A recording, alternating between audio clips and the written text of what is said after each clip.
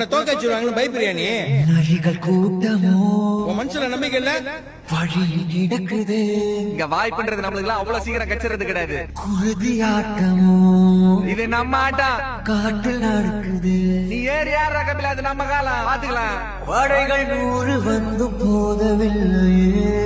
நம்ம எல்லாரும் எங்க அப்பா முயற்சி பண்ணி இறந்துட்டாருன்னு சொல்றோம்ல, அது தப்பு.